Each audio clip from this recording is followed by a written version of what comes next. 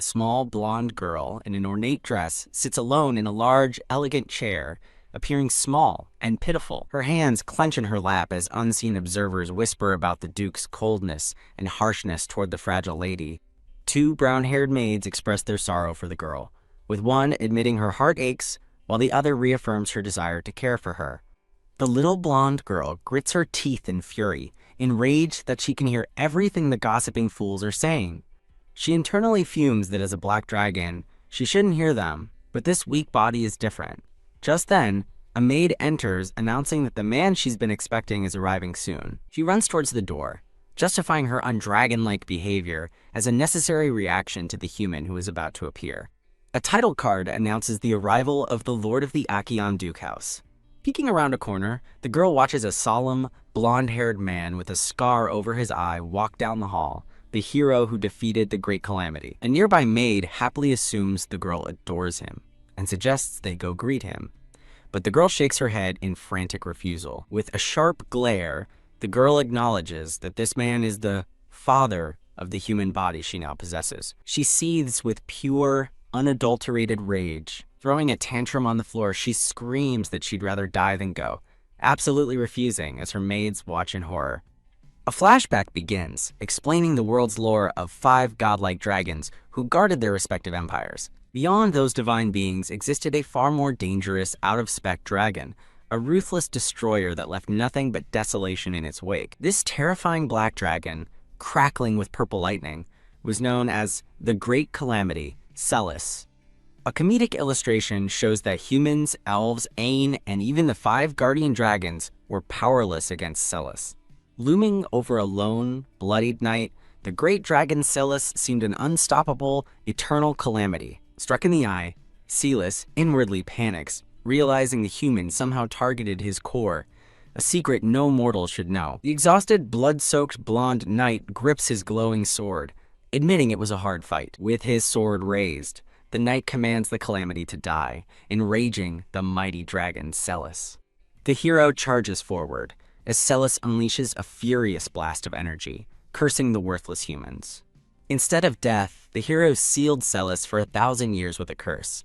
Upon awakening, the hero's descendants would end him, a fate Celis couldn't comprehend. Bound in ethereal chains, Celis cries out against the unfairness of his existence, having been born simply to be a destroyer. The scene transitions to the dark, silent depths where Celis is sealed, bound by chains. Celis vows to kill the hero upon his release, his threat echoing as the modern-day blonde-haired duke is shown from behind. His vow extends to the hero's descendants as mourners gather around the coffin of a young blonde girl, awakening inside the girl's body. Celis's eyes glow a menacing green as he swears to kill them all. At her own funeral, the girl abruptly sits up in her coffin, utterly bewildered by the situation as onlookers stare in shock. 2 men attending the funeral scream in absolute terror. Panic erupts as men shout that the lady has come back to life, calling for a physician and alerting the hero that she has regained consciousness. Back in the present, the girl stretches her small body, noting that it still feels a bit heavy. She scowls at her reflection, disgusted that she bears the face of that damned hero. She reflects on how no one suspects her true identity, recalling how the hero coldly acknowledged she wasn't dead and then never visited again. Puzzled, she wonders why the hero treats his own daughter worse than a stranger, questioning the human weakness for family. Her thoughts drift to a memory of a tearful woman embracing a child. She cheerfully brushes the thought aside, deciding it doesn't matter anyway. She revels in the irony. This body carries the bloodline of the hero, yet harbors the soul of his greatest enemy, the Great Calamity. A fantastical image shows a smiling, long-haired swordsman wielding a glowing purple sword and shield. She imagines revealing her true identity to the Duke. "Actually, I'm the black dragon you once sealed." Beaming with excitement, she declares her first goal, conquering the entire household. She sits down with a thump, ready to begin her plan. She realizes she cannot use magic, feeling her mana blocked by a massive dam, but dismisses it as a side effect of her young body. Deciding to check her stats, she summons a system window, only to be shocked by the results for Daphne Acheon. Abysmal health and strength, 0 mana, but a surprisingly high charm stat. Stunned, she stares at the pathetic stats, questioning how she's even alive with only 10 health, and why her charm is so high. She erupts in fury, outraged that the daughter of the hero's bloodline could possess such pathetically terrible stats. Her rage is cut short as she suddenly coughs up a spray of blood, looking at her hand in shock while a maid cries out in the background. The maids rush to her side, frantically calling for a physician and trying to comfort her as she sits helplessly on the cold floor. As a maid lays her in bed, Daphne feels a sense of ominous familiarity with the situation. Through the maid's whispers, she learns the horrifying truth. She's terminally ill, an illness that her revival didn't cure, leaving her utterly stunned. The story flashes back to a few decades ago. In a memory, a hooded man recalls someone speaking with arrogant omniscience, predicting he would become a lowly creature. Punch! He remembers getting annoyed with the prophecy and punching the person, sending them flying across the continent. Back in the present, Daphne fumes that the great sage knew she'd possess this body, then collapses in a coughing fit, panicking about her time limit. She glares up from her bed, demanding to know what illness she actually has, which startles a nearby maid. Two maids explain that the Duchess hated the illness's name so much she would throw a vase at them for even mentioning it. Relieved by Daphne's calmer demeanor, a maid finally reveals the diagnosis. It is the black butterfly disease. An ominous image of thorny vines appears as the name of the disease hangs in the air.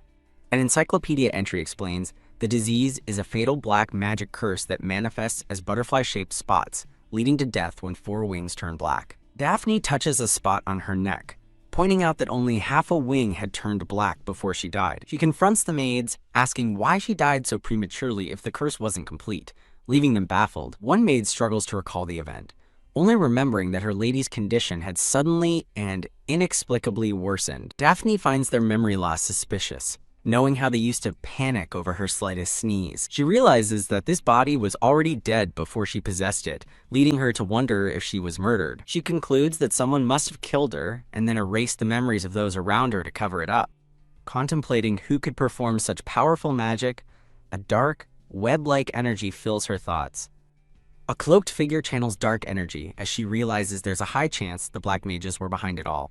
Believing the body was the target, she asks a maid if news of her revival has spread, but the maid nervously says no. The maid explains that His Excellency ordered them to keep her passing quiet, prompting Daphne to scoff at his audacity. She smiles, relieved that the black mages don't know she's alive and won't send assassins, but fumes that the hero's motive is impure. She throws a tiny tantrum in bed, furiously punching her pillow as a maid watches in concern. The maid excitedly reassures her, announcing they've hired a new, highly skilled doctor to ensure she gets better. The new doctor is revealed to be a handsome, green-haired elven doctor from the Insha Mountains named Titi. Walking through the lavish estate, Titi smugly thinks to himself how easy it is to exploit the rich nobles of the capital. He chuckles, planning to take their money for the incurable disease and simply run away if they demand an actual cure. Deciding to charm the child first to maximize his profit, he reaches for the ornate doorknob. As he enters, Titi is struck by a powerful, familiar energy that he knows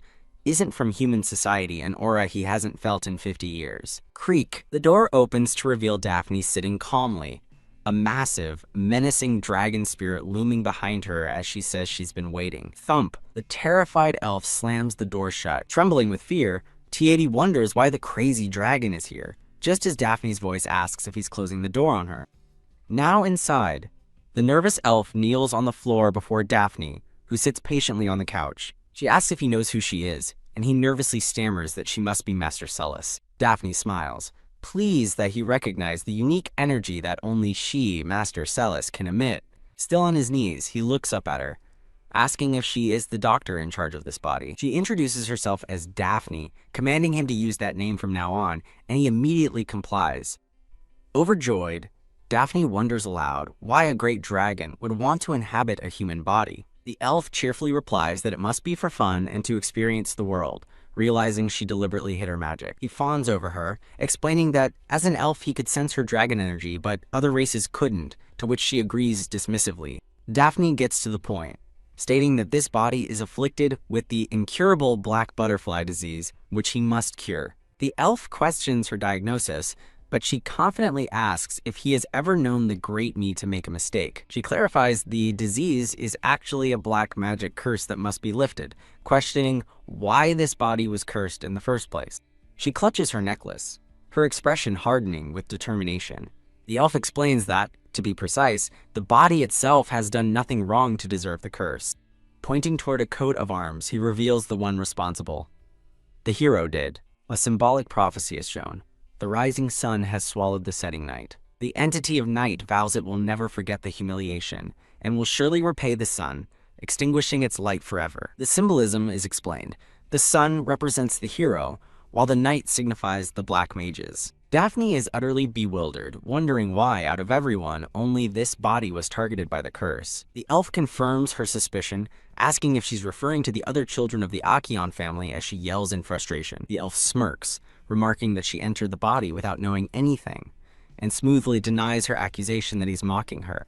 A narrator reveals that Hieros has 4 children, introducing portraits of the first 3, Lace, Vipera, and Arius. It is explained that the first 3 children are adopted, making the displeased Daphne his only biological child. Daphne realizes in horror that this body was cursed and is now dying entirely because of Hieros. Enraged, she demands to know why Hieros dislikes her and hasn't even visited her once. A brief flashback shows a younger Daphne meeting a green-haired man with elf-like ears. The green-haired man agrees with her unspoken fury, remarking on the selfishness of humans. Filled with righteous anger, Daphne declares her intent to go and beat up the bastard Hieros. The scene shifts as a narrator explains the duchy's retainers have never been fond of the blonde-haired Hieros. They were loyal nobles, while Hieros was an illegitimate child who only inherited the title through his power. Even after Hieros became the duke, the tension with his retainers continued during meetings. An imperial count expresses his strong disapproval of the duke's decision. The count and another noble protest Hieros' choice to open the granaries for commoners, arguing it's not their duty. Marquis Scaron, a close aide, challenges their stance by asking what happens if the citizens starve to death. The imperial count callously suggests that starving villagers will risk entering a dragon's territory for food. Another noble slams the table, declaring that if the commoners are eaten, it's simply their fate. A man with glasses makes a snide comment about Hieros' past, which earns him a sharp glare from the Duke. Hieros reminds them all of a noble whose manor was burned down by peasants, letting his threat hang in the air. He coldly warns them to learn compromise if they value their lives. Crack! Hieros shatters the armrest of his chair as his aide internally laments the constant chaos. Bang! A sudden noise startles the aide, who looks up in confusion. Daphne peeks into the meeting room, her eyes burning with determination as the aide spots her. She strides into the room and greets her father with a cold, "It's been a while, hero." Popping up over the long table, she shocks the attendees, who realize the young lady has appeared. She hurls a teacup at Hieros, which shatters against an invisible barrier as the men cry out in alarm. Stalking across the table, she proclaims that she was cursed because of him. She stops directly in front of her father, staring him down defiantly. With glowing blue eyes, Hieros dismissively asks if this is the right time for her nagging. She retorts that he doesn't deserve it and declares war, unleashing a flash of power. Hieros effortlessly catches her tiny fist, vowing he will not die. She snarls back that she will survive and kill him. The meeting room now sits empty after the chaotic confrontation. A dazed Hieros holds a quill, looking thoroughly perplexed by the encounter. Marquis Scaron explains that Hieros cannot feel anger, as a dark sorcerer's curse stripped him of his emotions. As the Duke sits in thought, the Marquis wonders what could possibly be going through his mind. Later, Daphne sits alone in a dark room, the last remaining true heir of the Acheon bloodline. The narrative reflects on her tragic birth, which cost another's life and cursed her to an early death. A flashback shows the original Daphne in a fit of rage, violently striking a servant. Due to her violent behavior, Hieros had moved her to a separate residence to live in isolation. The Marquis recalls how everyone expected her to die there, only for her to return and cause utter chaos. Gazing out a window, the Marquis smirks, realizing his old age will be far from boring. Daphne laughs with glee, finding her bold confrontation incredibly satisfying. She turns her head with a curious, sensing a presence. The green-haired man appears with a cheerful smile, asking if he can take his leave. Her smile instantly vanishes, replaced by a dark, annoyed glare. He comically backpedals, insisting he isn't trying to run away, while also mentioning other contracts. She cuts him off, telling him he talks too much, and he immediately agrees to be quiet. She drops a bombshell. She wasn't killed by the curse, but was actually murdered, shocking him. He panics, asking if she expects him to investigate, claiming he can only connect her to an intel guild. He quickly praises her for not burdening him, but she interrupts to give him a new task: make her a potion. She demands a potion that can restore her strength, envisioning a swirling, magical elixir. The green-haired man holds up a medical kit, clarifying it's not for alchemy, but Daphne clenches her fist, accusingly asking if he's refusing her. He quickly changes his tune, cheerfully declaring himself a pharmacist and earning Daphne's approval as a, quote, good boy.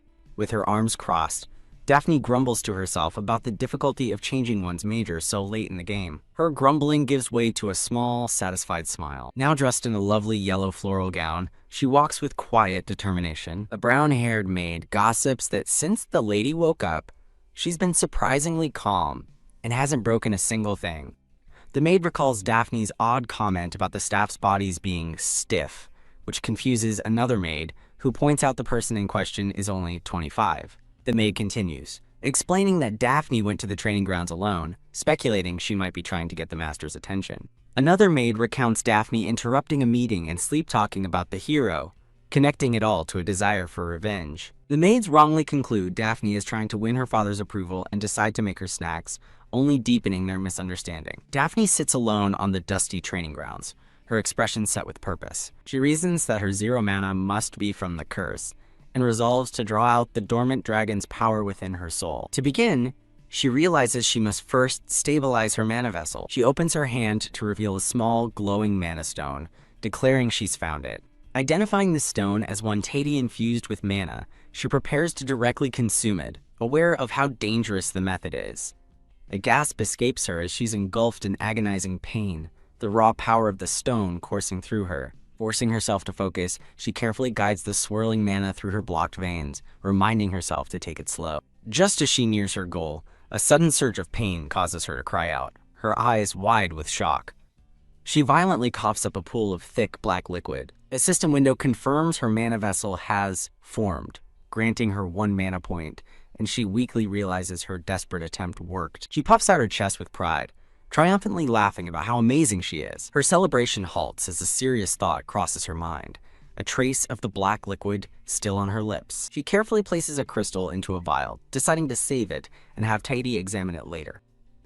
As she daydreams about swallowing the hero family whole, she's suddenly struck hard on the back of the head. Whirling around in a rage, she demands to know who dared to hit her. A red-haired boy with his arms crossed stands over her, asking what she's doing in the training yard. Introduced as Arius Akion, the second son, he calls her bad luck and coldly tells her to leave immediately. Daphne glares up at him from the ground, defiantly asking what's with his hostile look. Arius scoffs, cruelly remarking that she still looks like she's on the verge of death. He lectures her from afar, sneering that her only talents are hitting people, cursing and throwing tantrums. He suggests they trade hits, but before he can finish, she lands a powerful punch that sends him flying. A stunned Arius stammers that she just hit him, but Daphne calmly explains it was fair since he struck her first. Outraged, Arius yells at her, questioning how she could possibly hit her own brother. Holding his bruised cheek, he watches as Daphne thoughtfully repeats the word brother. Her contemplation turns to fury as she declares she's never had such a rude brother. She reflects on her long, lonely existence as a death god, which left her with no understanding of what family truly is. A flashback shows her past self observing a human household from the shadows, trying to learn about their bonds. Her observations revealed that no matter how much they fought, families always ate together and never abandoned each other. She remembers seeing a father comforting his pouting daughter, realizing that families always found a way to reconcile. The memory continues with a mother offering her child a tray of desserts, bringing a smile to her face. Back in the present, Daphne scolds a flustered Arius, telling him a real brother would have visited when she was dying, and ordering him to stay away. He grabs her shoulder, shouting that, like it or not, she is from the Akion family. He flicks her forehead, calling her a disgrace to the family name, and yelling at her to leave, only for her to retaliate by biting his finger.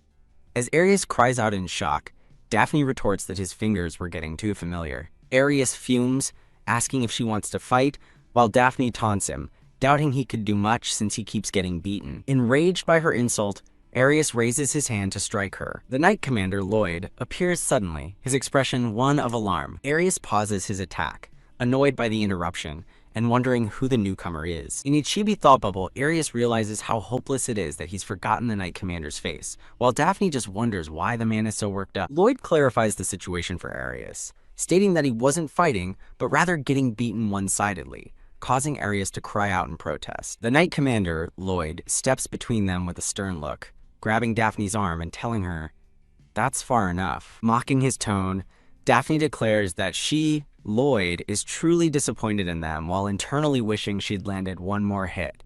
She continues her charade, questioning them for fighting in the sacred training grounds without swords. Her feigned confusion turns into a genuine, smug laugh as she wonders what kind of messed up household she's been born into. Holding a wooden sword, Arius scoffs that it serves her right, adding that fighting someone who can't use a sword is no fun. Daphne snatches the sword, coolly stating that he's not fit to be her brother, which visibly angers Arius. With a bright, challenging smile, she tells the noisy boy to just come at her already. Lloyd watches from the sidelines with his arms crossed, a silent, unimpressed observer. He wonders if he went too far in his judgment, but then reaffirms that the young lady's recent behavior has been completely out of line. A flashback shows the original Daphne violently pulling her maid's hair as Lloyd's thoughts recall her daily torment of staff, cementing her reputation as the family's blemish. He continues to list her transgressions, breaking into the Grand Duke's meeting, and now disrupting the training grounds, sighing that the problems just keep piling up. Believing Arius to be kind, Lloyd assumes he'll just give her a light scolding for her behavior. As he thinks about her acting like a spoiled brat, he and the other knights suddenly stare in shock at something off-panel. Caught off guard by their expressions, Lloyd turns and wonders why everyone is looking at him with such surprise. The knights are actually staring at Daphne, whose stance with the wooden sword is described as utterly flawless. A flashback reveals Daphne's past life as a black-haired man named Celis, who nonchalantly claims swinging the sword is simply swinging it. An elderly man with a white beard watches Celis practice, his expression one of deep contemplation. Whack! The old man strikes Celis, scolding him for disrespecting a precious sword. Celis cries out in pain. With a bloody nose, Celis glares as the old man offers to teach him the true way of the sword, an offer the insolent dragon initially scoffs at. The old man asks if he dislikes the lesson, as Celis recalls believing he was too strong to ever need swordsmanship. However, he remembers being captivated by the sheer conviction in the old man's eyes. Celis agrees to learn, but threatens to bite the man's head off if he fails, beginning his training under the master's strict guidance. The old man relentlessly pushes him, yelling insults from a treetop and ordering 3,000 more slashes as Celis screams in protest. Exhausted after training, Celis sits on the ground and asks his human mentor if he's close to becoming a swordmaster yet. The old man bluntly tells the greedy lizard he has 100 years to go, causing Celis to fume at the man's ignorance of a dragon's power. The mentor tells him to get up, wanting to see the stupid reptile become a swordmaster, to which Celis complains that he just sat down. In the present, Daphne reflects on that time, admitting that despite the hardship, she didn't hate that life. She fondly remembers the feeling of worthwhile effort and the joy of being with someone who didn't hate her. A year later, an excited Celis bursts in, eager to learn his next lesson from his human mentor. He rushes to the old man's bedside, cheerfully trying to wake him up for their training. Grasping his mentor's cold hand, he excitedly talks about reaching the expert knight rank. But a dreadful realization begins to dawn on him. He stares in horror, asking in disbelief if the old man is dead. He looks at his mentor's peaceful, unmoving face, whispering again if he's truly gone. The scene shows Celis staring through the window at the still form in the bed, the reality of his loss sinking in. Still by the window, he mourns, questioning how his mentor could die so suddenly after promising to see him become a swordmaster. A single drop of liquid, a tear of sorrow, drips from his face. He reflects that while he didn't understand the emotion he felt that night, he learned one thing at his mentor's grave. Sitting alone by the tombstone, he finally understood he was a truly lonely being, leaving flowers just as he'd seen humans do. For decades, he secluded himself in the mountains, training relentlessly to forget the memory of that human, until he no longer cried at grave sites. Back in the present, Daphne smiles, channeling that lifetime of training into her stance. As she raises the sword to strike, a stunned Arius can only begin to say, "You dare."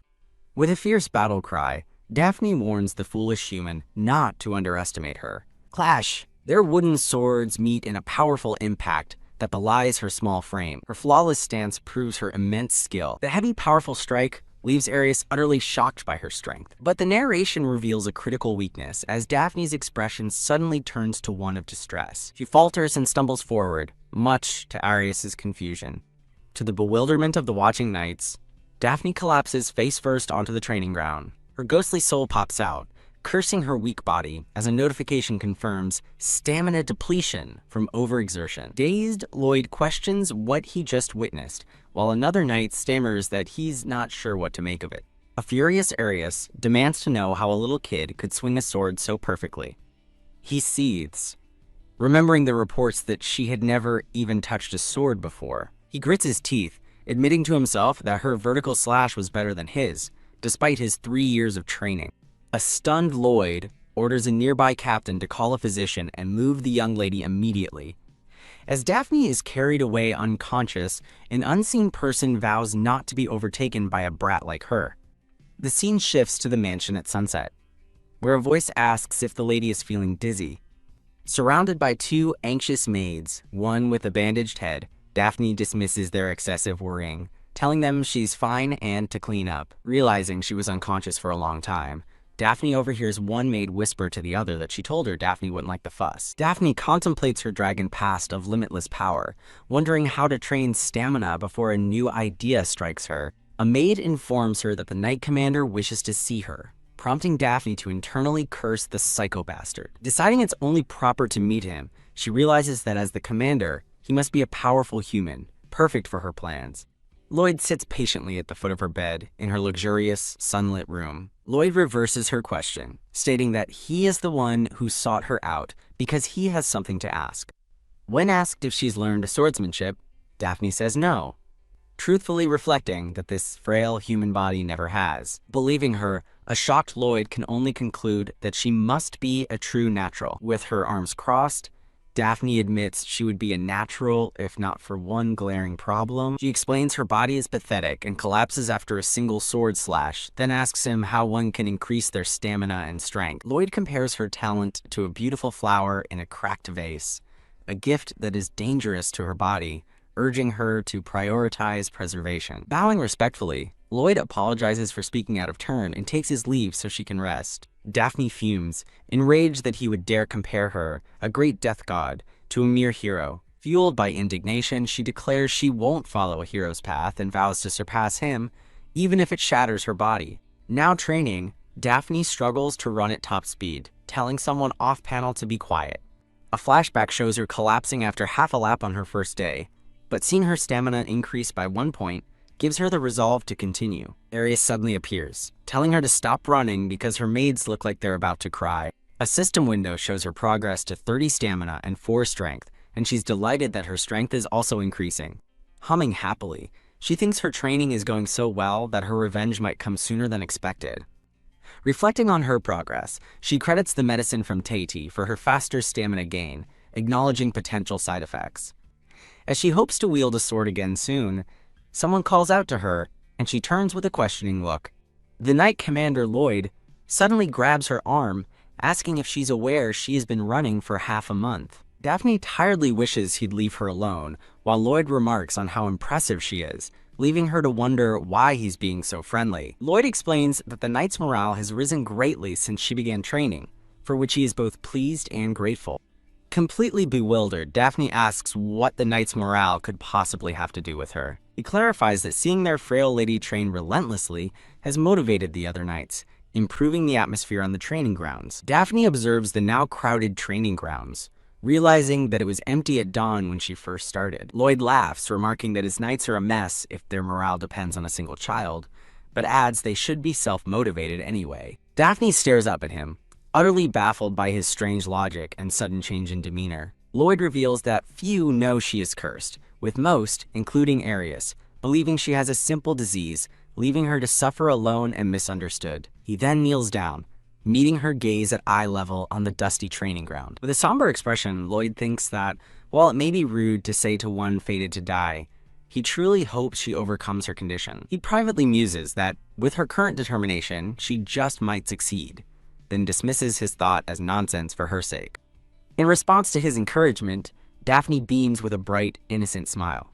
Her innocent expression quickly sharpens into a confident, determined grin. Later, Daphne is collapsed face first on the ground at 16 of 20 laps, her soul weakly wondering if she should just give up for the day. Arius appears with a wooden sword, calling her out for slacking off and challenging her to a spar. As she looks up, exhausted and grimy, he reminds her they never finished their last fight and demands a proper match. Still on the ground, Daphne flatly refuses, shocking Arius as she asks if he can't see the state she's in. She closes her eyes, pointing out that he knows her stamina is weak and she's exhausted from running. Arius hesitates, looking down at her defeated form with a stammer of uncertainty.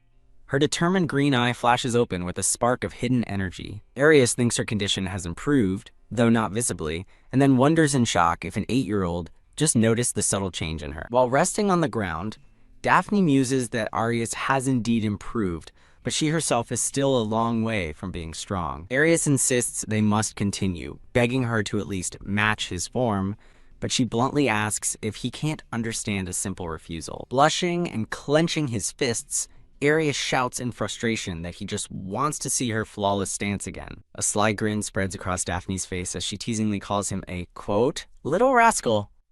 Flustered, Daphne stammers that it wasn't a big deal, then scolds him, saying he should have just asked her to teach him instead of demanding a duel. She offers her hand with a bright, confident smile, telling him to ask her to teach him. Her offer hangs in the air as she prompts him again to ask her for lessons. Arius grits his teeth, blushing furiously as he shouts, "What?"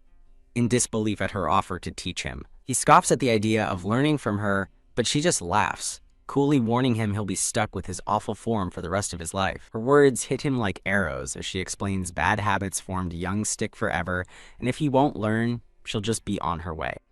Defeated, Arius clenches his fist and reluctantly mumbles, "K, so help." Daphne cups her ear, pretending she can't hear his mouse-like mumbling, and threatens to leave if he has nothing to say. Finally losing his composure, Arius shouts for her to help him, warning her not to go back on her word. She smiles sweetly, remarking that it's only right for an adult to be sincere in a child's education, leaving Arius to wonder what she's talking about, since she's younger than him. She playfully instructs him to raise his sword so she can see his form, and a nervous Arius agrees. She immediately begins barking orders, telling him to straighten his back, keep his arms straighter, and put more power into his downswing. A frustrated Arius yells back, asking how he can possibly copy her perfectly just by listening, as an unimpressed Daphne looks on. Conceding his point, she agrees to perform a few demonstrations, having recovered some stamina while they argued. With a fierce battle cry, she unleashes a powerful and precise slash with the wooden sword. Arius stares in awe, marveling at her perfect stance and wondering how a mere 5-year-old can possess such incredible swordsmanship. He rationalizes that her overwhelming talent, which no one can surpass, can only be explained by her noble bloodline. His thoughts are interrupted as Daphne suddenly begins coughing violently. She stumbles to her knees, spitting blood into her hand as her wooden sword falls to the ground. As Arius screams for a doctor, Daphne stares at the blood on her hand, wondering why this is happening again. She recalls Tati casually mentioning that the medicine will have side effects that are simply part of the healing process. In a flashback, she remembers asking what kind of symptoms to expect, with Tati vaguely replying that it depends on her condition. He had suggested a bit of indigestion, but Daphne now fumes internally, cursing the quack elf for a side effect so bad it makes her cough up blood. Lying weakly in her bed, Daphne blinks her eyes open, the ordeal having clearly taken its toll. The scene pulls back, showing her small form resting in the grand, sunlit room. Gritting her teeth in fury, Daphne sits up, vowing that her first order of business is to catch that damn elf. A system window scans her, revealing her health has jumped by 20 points to 50, much to her surprise. A vision of a smug Tati reminds her it was all part of the healing process, causing Daphne to grudgingly admit he might not be a total quack, and to hold off on killing him for now. Feeling invigorated by her newfound health, Daphne cheers with delight. As she tries to leave her room, 3 men from the household staff block her way, their leader stating firmly, "You may not." The man explains that since she collapsed only yesterday, they cannot allow her to overwork her body again. She dismisses their concerns and orders them aside, but the man grabs her arm, refusing to yield. Her expression darkens dangerously as she glares up at him, asking if he dares to block her path. The man flinches at her murderous glare, but stammers that his actions are for her own well-being. In a chibi-style aside, the man whispers to his colleague that their only option is to stand firm until the young lady pretends to be defeated and goes back to her room. As the other two men sweat nervously, Daphne coldly asks if that is their wish. A terrifying purple aura surrounds her as she draws a real sword with a sinister grin, promising to make their end painless, while someone screams about who gave her the weapon. The crying men insist they were only worried about her, but she glares at them, asking if they are disobeying the Count's orders. Elsewhere, a group of knights stands at attention before a stern, white-haired man. A man in a green uniform protests, stating he already received permission from the Grand Duke to borrow manpower when needed. The white-haired man questions if hunting with the Count's son is so urgent, adding that the Grand Duke's permission doesn't cover such trivial matters.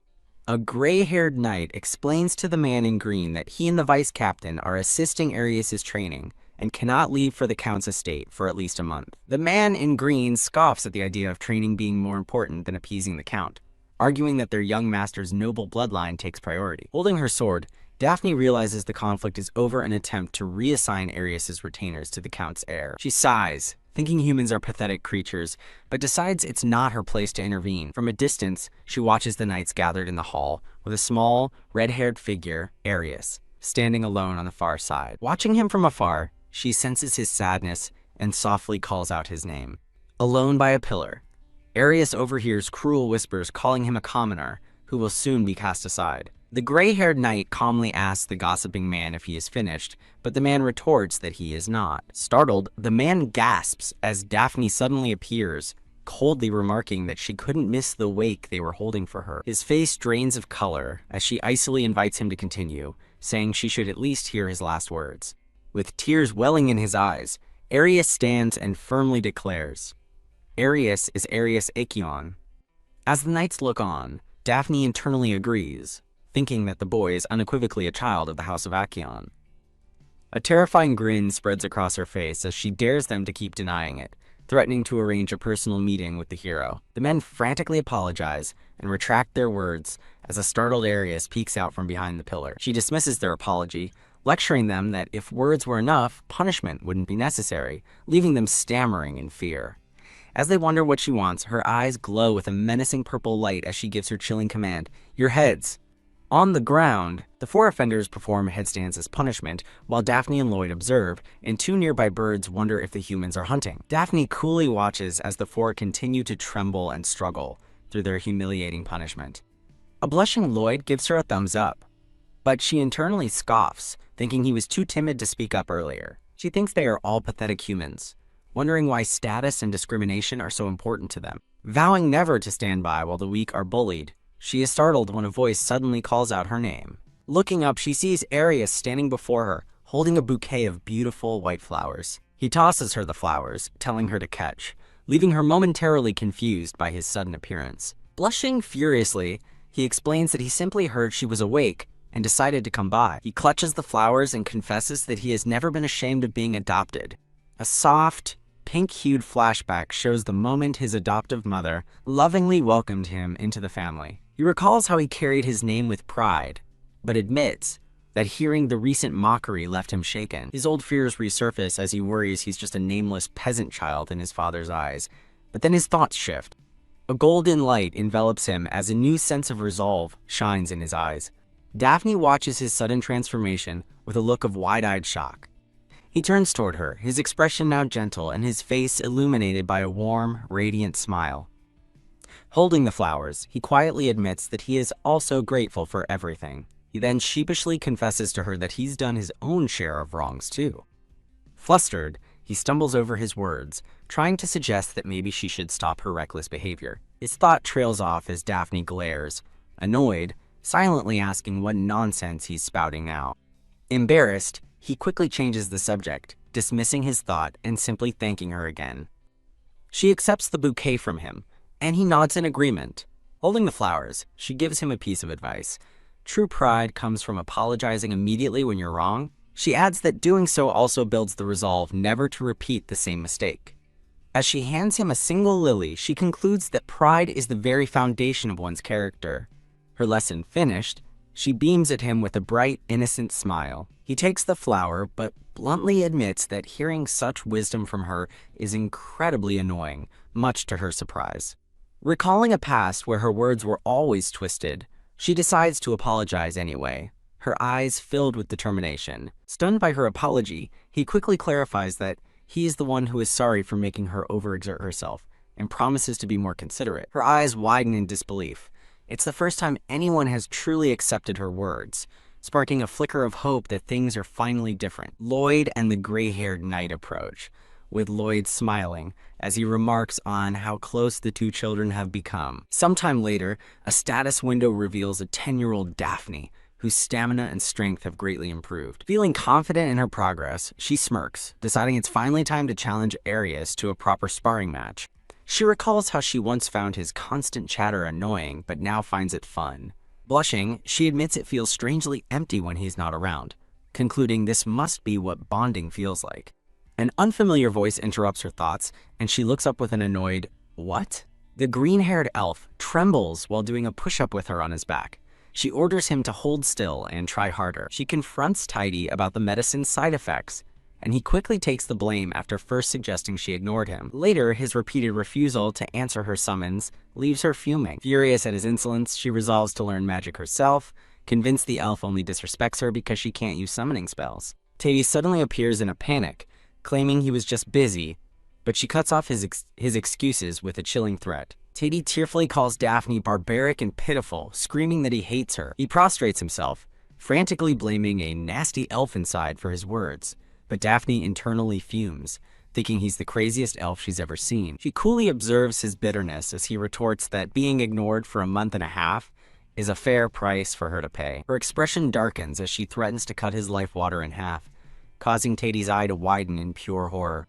A narration explains that for elves, their life water is as sacred and vital as their own heart. The text further elaborates that the water of life provides elves their mana and connection to nature. Without it, they are rejected by nature itself. Understanding this would leave him powerless, Tidy immediately relents, desperately begging for any punishment other than losing his life water. With her foot on his back, Daphne listens as he insists he wasn't lying and was just too busy making medicine to answer her summons. He looks up in confusion, asking what she means by her next demand concerning his power. She explains her plan to stuff her mana into him for training, imagining a dragon force-feeding a tied-up Tidy who questions the different mana structures. He laughs nervously and agrees to bring mana stones next time, only for her to coldly demand he bring 100. When Tidy protests that 100 stones are hard to get and his own mana has limits, she menacingly offers to test those limits herself. Defeated and surrounded by her ominous aura, Tidy reluctantly decides he'll have to dip into his emergency funds. His expression suddenly brightens as he asks if she is perhaps referring to the potion he brought. He presents an ornate bottle containing a purple liquid, explaining it's his one successful potion that can nullify her curse and amplify her power. He adds that the downside is its very short duration, prompting Daphne to ask exactly how short. Grinning, he holds up 10 fingers and cheerfully announces the effect lasts for about 10 seconds. After a moment of stunned silence, she orders him to do it, forcing him into a headstand punishment as two nearby birds wonder about this strange human activity. Sometime later, Daphne and Tidy walk through a sunlit forest as she asks where they are. A map reveals their location in the Inshiha Mountains, on the border of the Grand Duke's territory. Touching a tree, Daphne realizes they are in the elves' homeland and understands the elven energy she feels.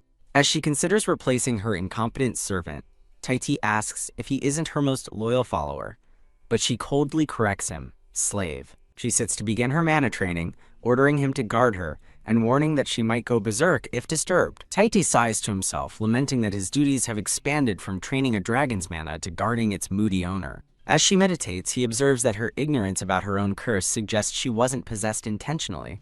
He watches her with a puzzled expression, admitting he can never figure out what she's thinking. He muses that her head might be empty muscle, while a chibi Daphne is distracted from her training by an annoyingly itchy ear. A single tear rolls down his cheek as he bemoans his fate, wondering how he ended up with such a psycho dragon. A leaf falls onto her head, breaking her concentration as she opens her eyes. A status window reveals an 8-point increase in mana. She shakes her fists in mild frustration, but inwardly admits it's not bad. Taiti approaches and asks if she is done, and she confirms that their training is over for the day. With a menacing grin, she tackles the terrified elf, screaming for mercy, and orders him to carry her on his back to leave. Taiti alerts her to a human screaming in the distance, but she dismisses it with a casual, "So what?" He suggests it's just bandits and they should leave, but she remains still and silent. She closes her eyes in disgust, sighing that this is why she despises his kind for their selfishness, leaving Taiti confused. She announces that she will go save them, shocking Taiti, who can't understand why she would help humans. Her eyes burn with a fierce, unyielding determination to intervene. The narration explains the principle of causality, where the nature of a cause determines how its effect is judged. For instance, if a gold dragon, an emissary of the gods, causes mass destruction, causality judges the act as righteous. In contrast, the actions of Celis, the black dragon known as Calamity, are perceived as inherently evil, regardless of intent.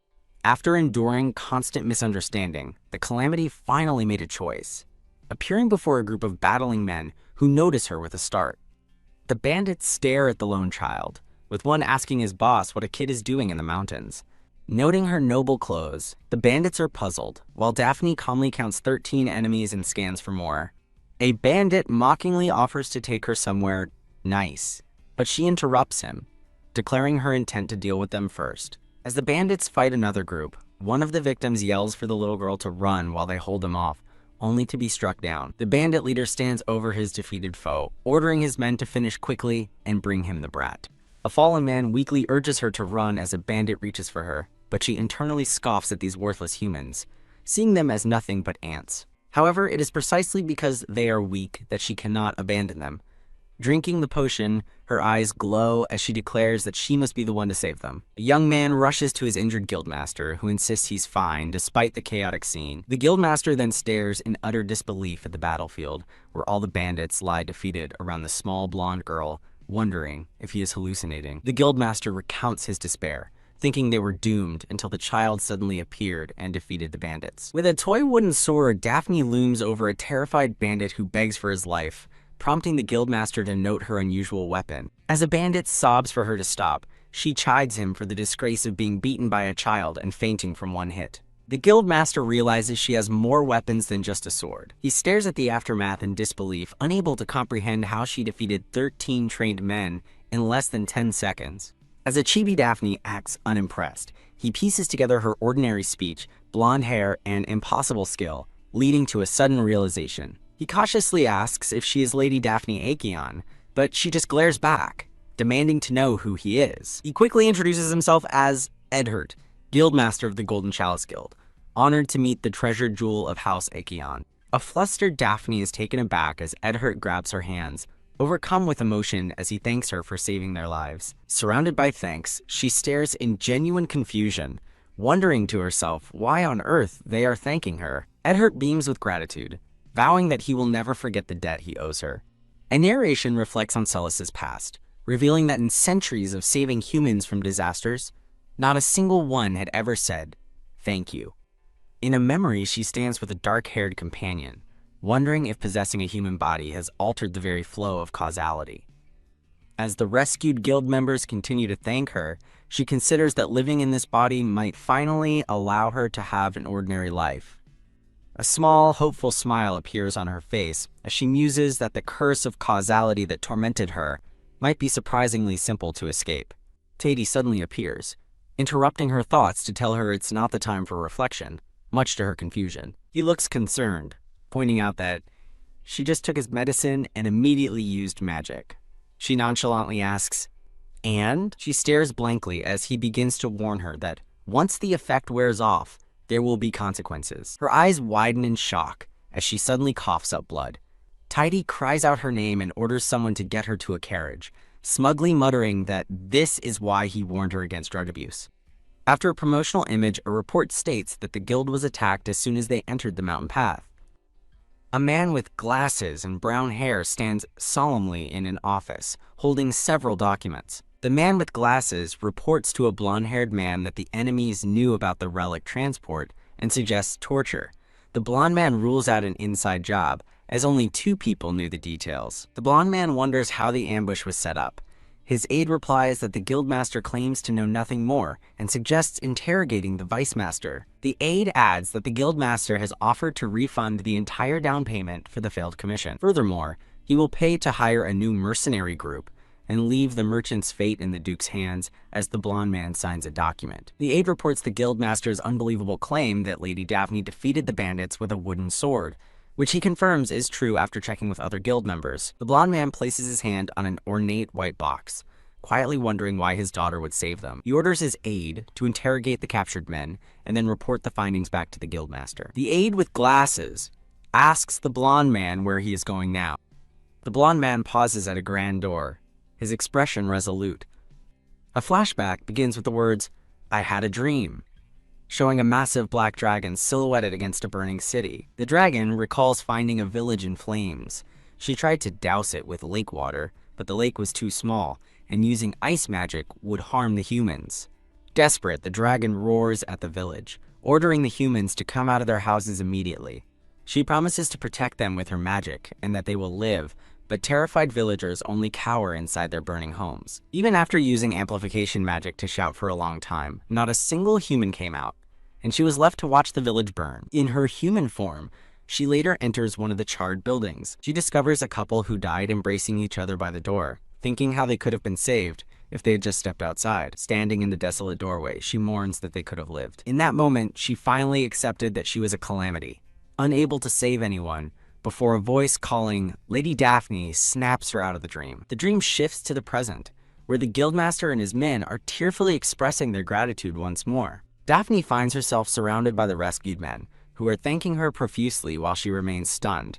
Waking up with a jolt, she struggles to tell which memory was the dream, but concludes that either way, the bond is now gone. Clutching her head in frustration, she decides to figure things out later and deal with that TD guy first. She looks over to see her father reading by her bed, who dryly comments that she's awake and already in a bad mood. She bluntly asks what he wants and tells him to leave if it's pointless, but he admits he's been curious about something.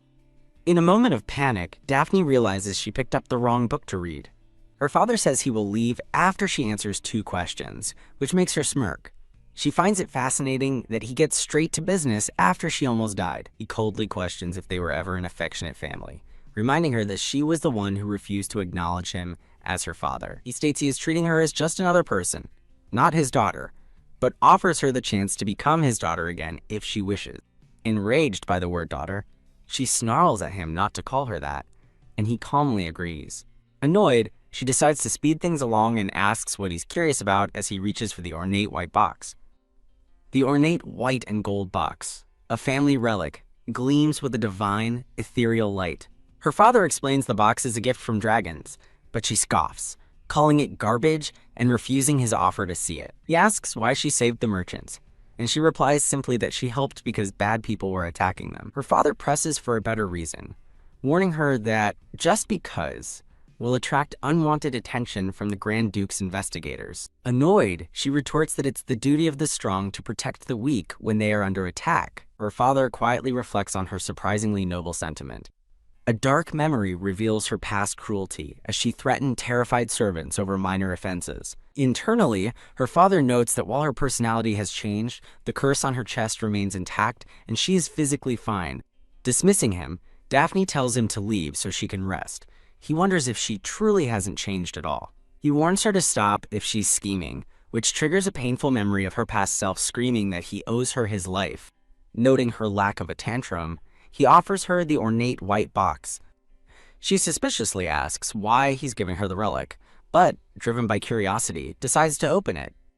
Inside, she finds the brilliant white lion's lamp, which he explains will help her regain stamina as she sleeps. He states that the lamp belongs to her since she saved it, and departs after telling her to rest well. Holding the glowing lamp, she finds his manner of gifting to be rude and contemptuously thinks of humans. The scene shifts to a fancy building, which is revealed to be a front for a secret gambling den where nobles exchange information. A cloaked woman asks a man if the Grand Duke's household has identified the culprit who attacked the guild. A man with glasses reports that the captured bandit hasn't confessed under torture, leaving them puzzled about the gang's origins. A noblewoman with a fan comments that the Grand Duke must be frustrated, having lost the relic with no leads on the thieves. She slyly suggests to another man that someone else might have been the one to actually wipe out the bandits.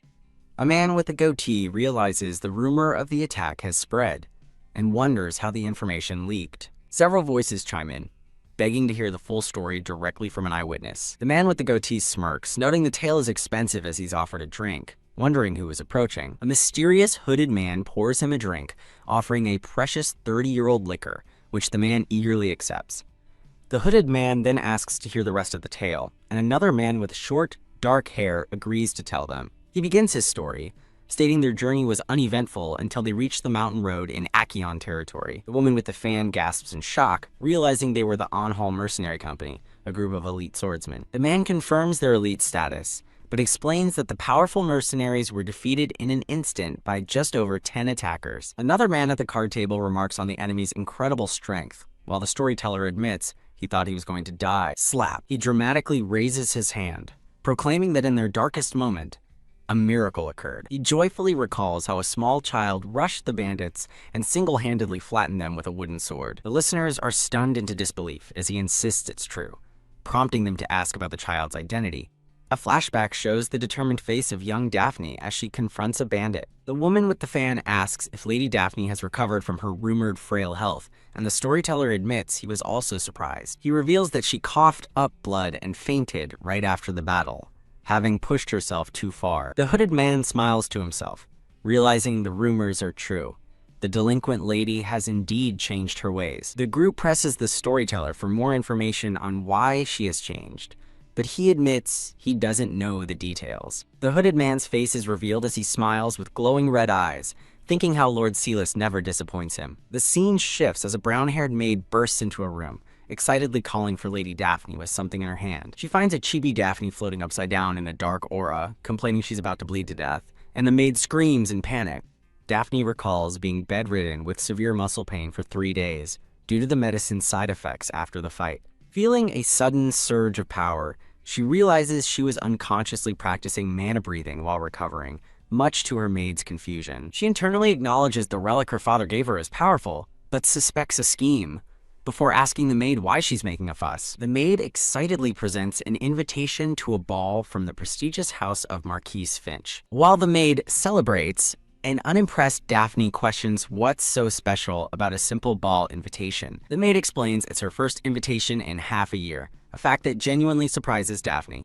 Her maid reminds her of the incident last year when she caused a scene by overturning a tea table at Count Adele's party. The memory continues, showing her violent outburst left over 10 children crying in the arms of horrified adults. Sighing that she has a long way to go, Daphne tells the maid to put the invitation away and asks if there's been any word from Teiti. Frustrated by the delay, she recalls bargaining with a tied-up TT over potion delivery times, musing that her past self was far more efficient. Clenching her fists, she wonders how she'll ever get her revenge if her progress remains this slow. Resolved, the young lady tells her maid Anne that they're heading out. Now dressed in a smart sailor outfit, she smiles contentedly while taking in the fresh air. Spotting a glowing blue gem on the ground, she wonders why something so valuable is just lying around and nervously checks if anyone is watching. With a sly grin, she holds up the gem, knowing that chewing it will restore her mana. She gasps in delightful shock, realizing the ground is littered with more of the valuable mana gems.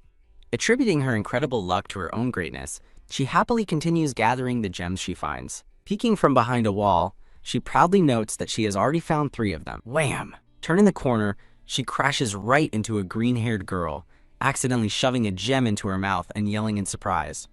As the green-haired girl writhes in pain on the ground, the blonde girl furiously accuses her of luring her into a trap. Annoyed, she glares down at the other girl, who weakly protests that hitting an innocent person is going too far. The green-haired girl defends herself, asking who the blonde girl is and why she's there, arguing she was the one who was scared first. Fidgeting nervously, the green-haired girl admits it makes sense she might not be remembered, as she hasn't left her room much lately. She looks up with sorrowful eyes, saying she had hoped Daphne would remember her, but Daphne only looks confused. With a burst of emotion, the green-haired girl makes a shocking declaration. "I'm your sister, Daphne." Her sister looks down, her expression filled with a quiet sadness. Blushing nervously, she asks if Daphne has forgotten her name as well. She explains that it has become harder to interact with people over time, which is why they haven't seen each other. As her sister sinks into gloomy thoughts of being forgotten, Daphne internally questions if anyone in her family is normal. Daphne cuts to the chase, announcing she called her sister here to ask for a favor, which surprises the other girl. Her sister timidly asks for a meeting with the elf who serves as their doctor. Stunned by Daphne's immediate agreement, the sister stares in disbelief, her prepared arguments suddenly useless. Daphne stands with her arms crossed, waiting impatiently. In a painful flashback, the sister recalls being cruelly told that her hair looks like dirty ditch water. She remembers a younger Daphne pointing and calling her disgusting, part of a daily barrage of verbal abuse. Despite the cruelty, she held on to her mother's words that her hair was as pretty as a forest. She recalls trying to care for Daphne after their mother's death, only to be violently shoved away and told to get lost. After another of Daphne's tantrums, a maid checks on the green-haired girl, calling her Lady Vipera, who insists she's okay. A viper recalls how she could never refuse Daphne, no matter how cruel she was, her wrist bearing a faint red mark from the abuse. She reflects on her status after her mother's death, feeling she was merely a lucky commoner who had been adopted. She lies down, tearfully clinging to the precious memories she had with her mother. Her room was her only sanctuary, a place where she could be alone, away from Daphne and the others. Back in the present, Vipera reflects that she had prepared for the worst after agonizing for a month over this one chance to meet the elf. Daphne bluntly asks her why she looks so sad when she's already agreed to her request. Panicking, Vipera desperately insists she needs the favor and begs Daphne not to hit her. Daphne calmly tells her not to be afraid, then adds a chilling threat that she can make her fear a reality if she doesn't believe her. She shrugs and makes a simple promise. From now on, she won't hit anyone without a good reason. Vipera's face lights up with a radiant and hopeful smile. Overcome with joy, she laughs, surrounded by an aura of blooming white roses. With a slightly bored expression, Daphne asks her why she wants to meet the elf in the first place. Vipera explains she wants help with herbology, but Daphne privately thinks that dwarves, not elves, are the experts in that field. Vipera suddenly explodes with anger, shouting that she can't trust the dwarves and needs the elf to verify the quality of her herbs. She rants about the suspicious and difficult tasks the dwarves make her do to get the priceless herbs, while Daphne listens with disinterest. Daphne internally processes the information, concluding that Vipera must be incredibly talented to have started making potions at such a young age. She also deduces that the notoriously picky dwarves must genuinely like Vipera to even bother with her. The problem, she realizes, is the elf himself, who appears in her mind as the proud winner of a lying contest. Her expression turning fiery, Daphne demands Vipera tell her everything she knows about the hero, especially his weaknesses. Vipera sweats nervously, simply relieved that, for once, she's not being hit. With fierce determination burning in her eyes, Daphne prepares to take her next step. The story flashes back, revealing Vipera's history. She and two boys were adopted by Daphne's mother, and all grew up alongside the hero after her death. The narrative explains that the hero, following the Emperor's command, would occasionally leave the castle when busy. The scene focuses on the blonde man's determined profile, as the narration reveals his most recent order. He was ordered to kill the Black Dragon Calamity, and a flashback shows him clashing with a purple beast, confirming this order led to her death. A celestial crown hovers over hands, cradling a dark, winged entity, symbolizing that the Emperor's will was the ultimate reason for her demise. Thump! The memory jolts Daphne, who looks up with wide, startled eyes. Her expression twists into a comical rage as she sees about being disturbed while trying to live quietly. While she internally fumes that the hero only won by targeting her core, the blonde man himself feels his ears itching as his aide apologizes for some unknown offense. With a malevolent sparkle in her eyes, Daphne vows to kill the Emperor and the hero, and then devour both of their families. Her inner voice chants a cheerful, rebellious mantra: down with the hero. Down with the Emperor. The scene shifts to a comical training montage where a tiny Daphne runs ahead of three adoring men cheering her on. Back in the present, a listless Daphne lies on a sofa, disappointedly asking Tieti if this small pouch is all the mana stones he brought. The green-haired elf explains that mana stones have become scarce in the capital, especially high-grade ones, swearing he gathered every last one he could. Daphne internally calls him an obvious liar as he puts on a tearful act, begging her to believe him. She sighs and orders him to bring double the amount next time, and he enthusiastically clenches his fists, promising to do his best. TD announces he has a problem, a statement that seems to confuse Daphne. After TT expresses surprise she could have problems, she clarifies her current problem is deciding whether to kill him. As TD stammers, Daphne recalls that with news of her victory spreading, the assassins who previously targeted her will know she's alive. She ponders the unsettling coincidence of the Emperor ordering the dragon's death, and dark mages targeting her, confirming to TT she suspected their involvement.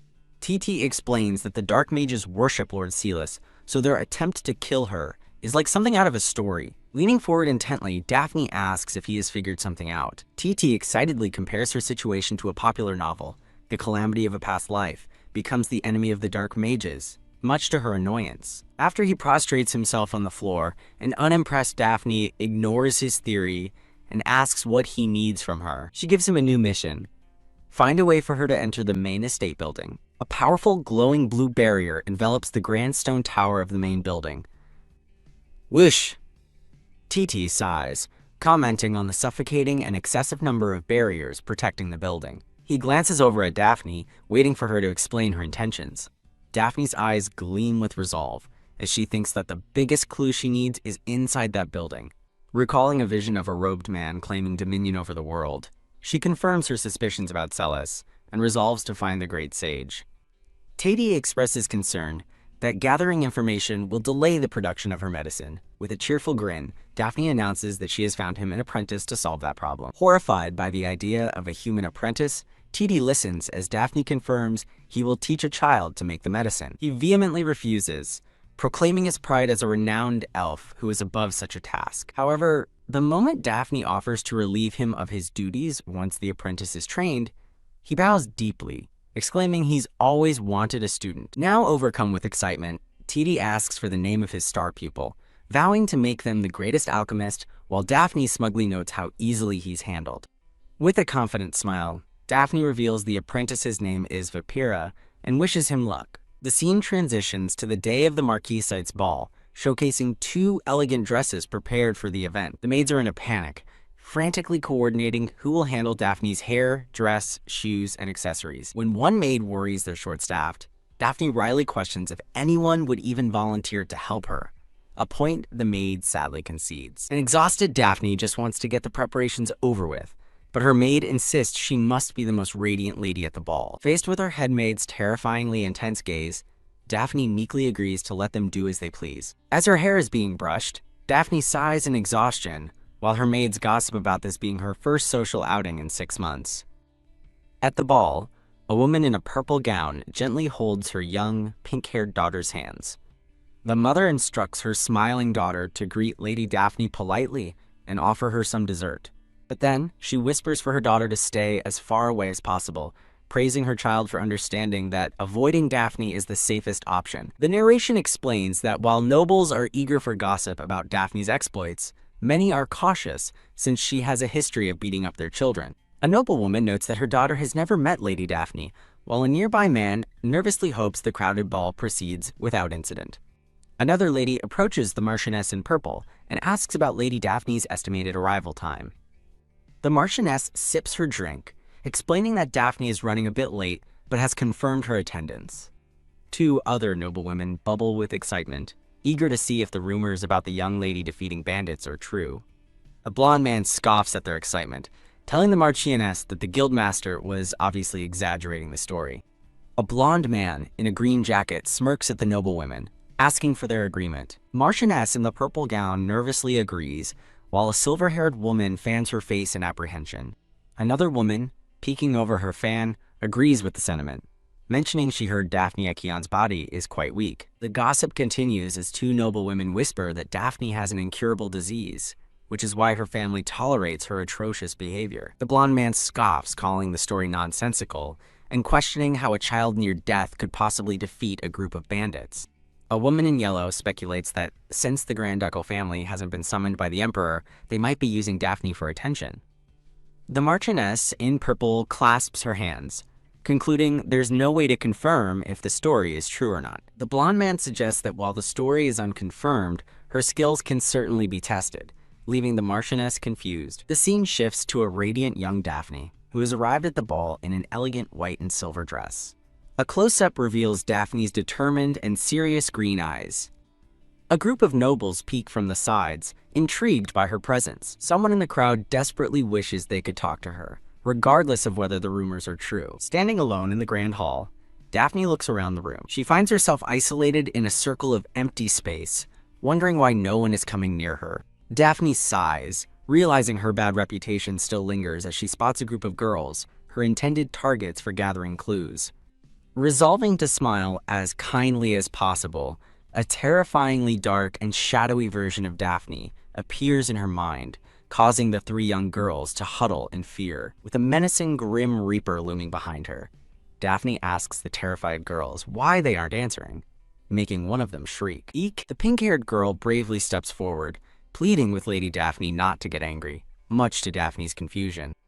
The pink-haired girl smiles sweetly, explaining they just didn't expect to meet her. The girl continues, saying it's natural to be nervous, while her dark inner voice threatens, "If you want to live, beg for your lives." As the girls beg for forgiveness, a comically unimpressed Daphne processes their pleas. Daphne internally asks if they were afraid because she is so great and powerful, and the flustered pink-haired girl stammers in agreement. The pink-haired girl eagerly praises Lady Daphne as magnificent, much to her green-haired friend's confusion. The girls excitedly offer Daphne a grand blue chair, promising to bring her drinks and cookies. Daphne internally smirks that these young humans are more sensible than she expected, while the pink-haired girl thanks her for her kindness. As two of the girls offer her treats, Daphne considers making the polite pink-haired one a direct subordinate to spread word of her greatness. Wham! Her thoughts are interrupted as a brown-haired boy shoves the pink-haired girl, yelling at her to get out of the way. The boy stomps toward Daphne's chair and aggressively calls out her full name.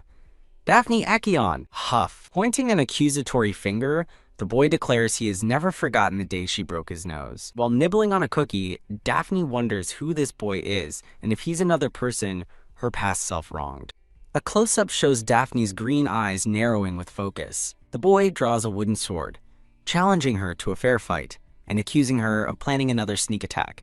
With a cruel smirk, he calls her a brute and a liar who knows nothing of honor. From a balcony above, a man with reddish-brown hair observes the confrontation. A nameplate identifies the observer as Duke Brown, who remarks that Daphne is doing well. Duke Brown scoffs, convinced Duke Actaeon is spreading false rumors out of desperation since the Emperor hasn't summoned him. The Duke schemes that his son Mark, an apprentice guardian, will easily defeat Daphne in a duel, humiliating her and exposing her skills as a sham. He envisions the resulting scandal tightening a noose around the Actaeon family's necks, sneering at Hieros Actaeon's foolishness. Mark threatens to teach Daphne a lesson, but she calmly retorts that he'll just get knocked out again, and asks if he has any dignity. TSK, TSK. Enraged by her calling him foolish and pathetic, he screams that he's not the same person he used to be. He points his wooden sword at her and demands she draw her own to face his newfound strength.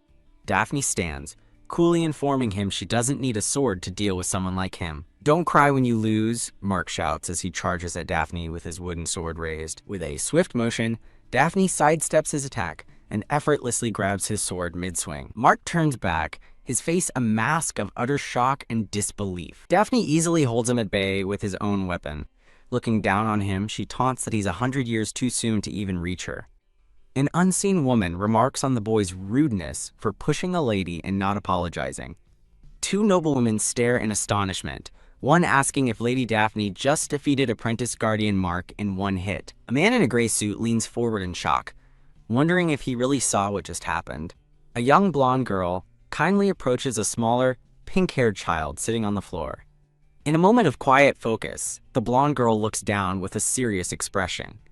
Complaining of low blood sugar, she orders the pink-haired girl to bring tea and sweets, who mistakenly concludes she's kind-hearted despite the rumors. The blonde girl offers a slight, satisfied smirk. Exhausted from the minor exertion, she leans against a balcony railing, trying to catch her breath. She laments her body's weakness, wishing she could recover her strength faster. Her thoughts are interrupted as she senses a presence behind her. A man with long black hair appears, smiling as he asks if he should be called Celis now. The story shifts as a new chapter begins. Fuming, the blonde girl points an accusatory finger, yelling that she has finally caught the Great Sage. The Great Sage simply responds to her fury with a warm, gentle smile. He appears as a shimmering illusion, while she, surrounded by purple energy, claims she knew he would show up. She angrily demands to know how he knew she would take over this body, and how he found her. He calmly states he doesn't have time for a long story, which only annoys her more, as she accuses him of always wasting time. He explains that someone threw him to the other side of the continent, making it draining to maintain the illusion, which shocks her. He gives her a mission: find out why Lord Silas had to die, and why he ended up possessing that specific body. The Great Sage maintains his serene, knowing smile. His expression turns serious as he gives a stark warning. Watch out for the black mages, because they will be making their move soon. A dark vision explains that black mages burn their own life force to use death magic, limiting their power in numbers. She scoffs at the warning, questioning why she should be wary of such weaklings, though the curse on her body was cast by one. His illusion suddenly grabs her leg, startling her, and asks about her main body, her dragon body. He announces his departure and wishes her well, ignoring her frantic demands for him to stay and answer her questions. The Great Sage's illusion vanishes, leaving her calling out his name in frustration. Seething with rage, she declares that the lunatic Great Sage is now at the very top of her target elimination list. She vows to have a restraint forged for him, but her threat is cut short by a sudden, violent tremor. The entire building shakes as she shouts in alarm, wondering what's happening. A foul miasma seeps from the doorway as she senses a terrifying aura of death. Recalling the Great Sage's warning, she realizes with dread that the black mages must be involved. Chaos erupts as a servant screams that the building is collapsing and urges everyone to get out. The Marchioness in purple panics, desperately calling out for the children. A selfish nobleman shoves the Marchioness aside, determined to save himself at any cost. Another man grabs a servant by the collar, consumed by his own fear. A man in a green jacket screams at a servant to get him out of there right now. Clank! While demanding to know about a hidden exit, he's struck on the head by falling debris. He stumbles, clutching his head in pain and shock. He looks up to find Lady Daphne standing with another child, questioning if he's the only one whose life matters. She coldly calls him pathetic for trying to survive by barking at others while ignoring the cries to save the children. Daphne then turns her attention to the distraught Marchioness. She instructs the woman to take the child next to her and escape, assuring her the structure won't immediately collapse. As the Marchioness flees, Daphne turns back toward the danger. Finding another crying girl, she helps her up and resolves to find the source of the death aura, suspecting it's in the basement. She realizes the energy is too diffuse to pinpoint and knows she must find its source before the entire place caves in. Holding the frightened girl's hand, Daphne asks if she can still walk. The girl suddenly notices a strange smell in the air. The situation escalates as the building erupts in flames, and the girl beside Daphne starts coughing violently from the smoke. A hand offers a clean handkerchief to help her breathe. As the child covers her mouth, the narration notes that human children are so delicate that even a little smoke can be fatal. Daphne's arm reveals scratches as she clenches her fist, vowing, "I won't let them die." Seeing others struggling in the inferno, she yells that the child's condition is worsening, driven by her conviction to protect the weak. Amidst a raging fire, a panicked nobleman orders an immediate evacuation. A determined young blonde girl stands defiantly in the flames, vowing to ensure everyone escapes alive. Thinking she has saved most of them, Daphne is spotted by the nobleman, who calls out her name in relief. He rushes to her side, expressing his relief that she's unharmed and urging her to leave before the rescue team arrives. With a kind smile, he offers her his hand, inviting her to escape the dangerous blaze together. Daphne studies him, recognizing him as the man who was helping the injured and carrying children out earlier. In a quirky internal evaluation, she pronounces that he passes her test. Much to his chibi-formed confusion, she dismisses him, saying she'll keep searching, and he stammers in protest as she turns away. He notices the injuries on her face and hair, wondering if she's even aware she's been hurt.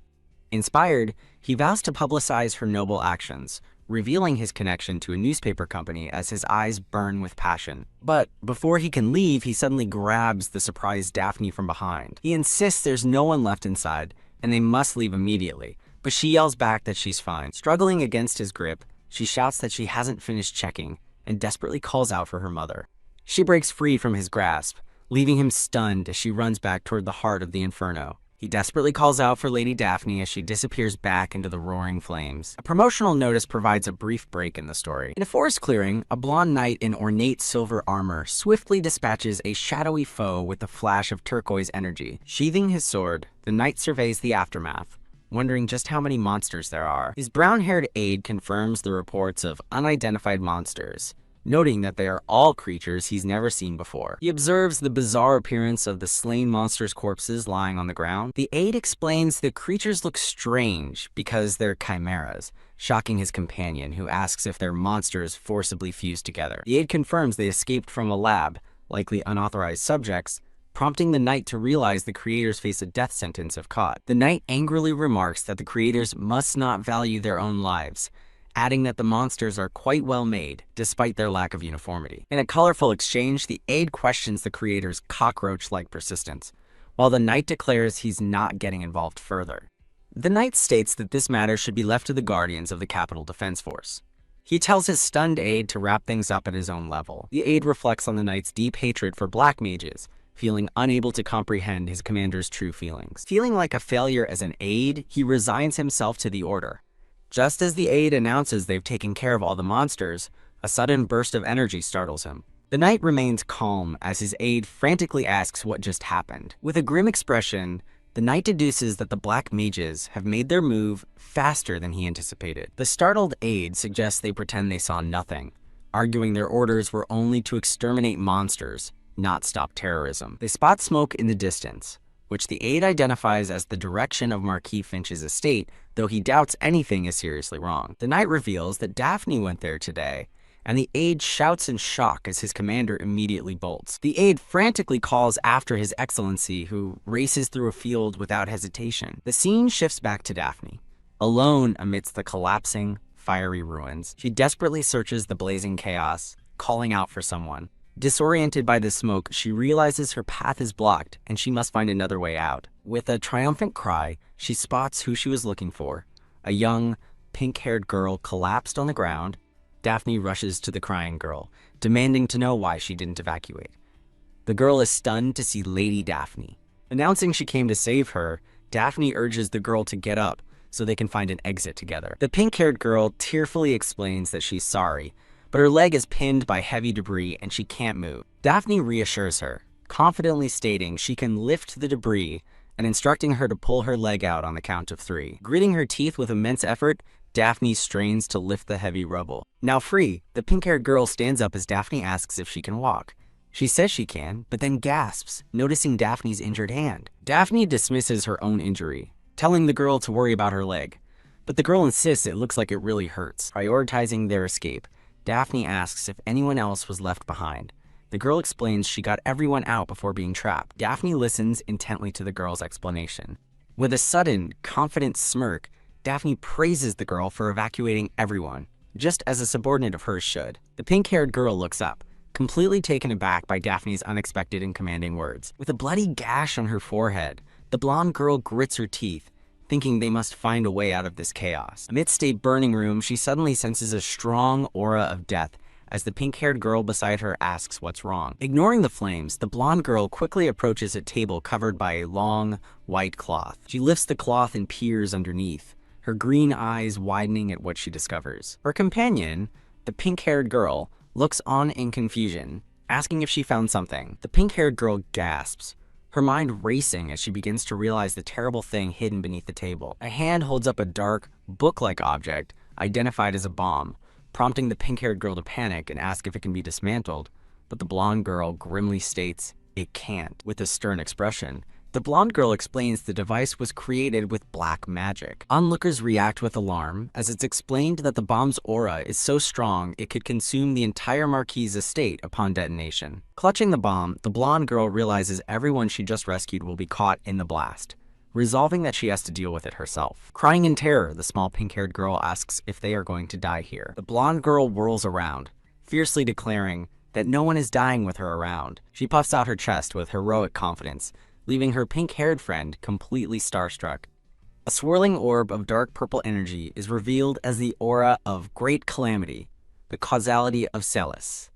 The narration explains that because black magic and the Calamity's aura both derive power from death, They are fundamentally almost identical. Realizing the bomb is essentially a gourmet meal for her, the blonde girl smirks, thinking she can absorb its energy. The pink-haired girl shrieks in horror, asking if she's really going to detonate it. Daphne points toward a flaming exit, instructing the other girl to use the blast to clear a path and escape. Grinning with fierce resolve, Daphne declares she'll stop the bomb and raise her own mana in the process. The pink-haired girl looks on anxiously as Daphne grabs her, telling her to stop talking and get ready to move. Daphne shoves the other girl toward the exit, telling her to be careful as her friend cries out that it's too dangerous for Lady Daphne. The pink-haired girl is moved to tears, wondering how Daphne can so readily sacrifice herself for others. A brief flashback shows Daphne leaping into the inferno to save her. In another memory, Daphne comforts the terrified, crying girl amidst the destruction. Overcome with emotion, the pink-haired girl weeps, screaming that she can't let Lady Daphne die. Daphne's eyes glow with power as she holds the bomb, a sinister smile on her face as she declares it's time to begin their meal. As another explosion rocks the estate, a shocked noblewoman points toward a massive sphere of dark energy, wondering what it could be. Daphne stands alone in the epicenter of the swirling purple vortex, absorbing the destructive power. With a fierce grimace, Lady Daphne struggles to contain the immense magical energy. She realizes the energy is stronger than she anticipated, spreading faster than she can absorb it. Gritting her teeth in pain, she thinks that even with Tity's potion, her small body can't withstand this much power. For a moment, she considers stopping the absorption and releasing the energy instead. Seeing an image of the people she just saved, she hardens her resolve, refusing to let them die again. She reflects that calamity is just a name, and she is no longer bound by it. With her past karma broken, she vows to show her true intentions and prove she's no longer a helpless person. Her eyes glowing intensely, she commands the chaotic energy to be devoured by her own death aura. Ugh. She coughs up blood, staggering under the immense strain of the absorption. She trembles, wondering if the support potion has already worn off, and wishing she could just hold on a little longer. Flash! A golden-haired knight in shining armor suddenly appears, deflecting the chaotic energy with a powerful sword strike. The knight's brilliant sword shields her as she stares up at her rescuer. She stumbles forward, her strength finally giving out. A gauntleted hand reaches for her as a voice calls her name, Daphne. The knight catches the exhausted Daphne, holding her securely in his arms. Looking down at her with a gentle expression, he praises her, saying she did well, all on her own. With a weak sigh of relief, Daphne looks up, blood still staining her face. Her small hand rests against his armor as she looks into his eyes. She gives her rescuer a faint but triumphant smile, having succeeded against all odds.